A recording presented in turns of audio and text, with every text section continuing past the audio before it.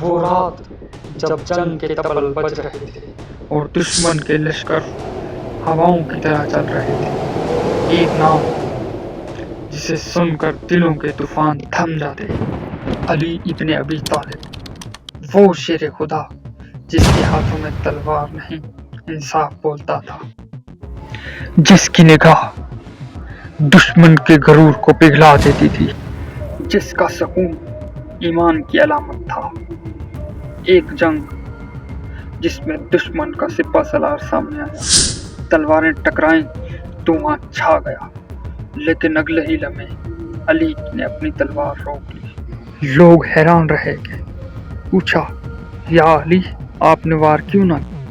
فرمایا، اگر میں وار کرتا تو یہ اللہ کے لیے نہیں بلکہ میرے غصے کے لیے ہوتا۔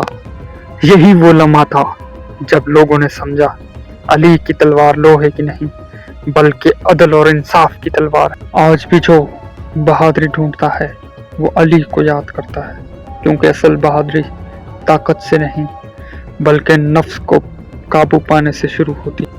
یہ علی ہیں جنہوں نے طاقت سے نہیں بلکہ کردار سے دنیا جیتی۔ ایسی مزید ویڈیو دیکھنے کے لیے میرے چینل کو سبسکرائب کریں، ویڈیو کو لائک کریں اور کمنٹ ضرور کریں تاکہ میں آپ کے لیے مزید اچھی ویڈیو لے کر آ سکوں۔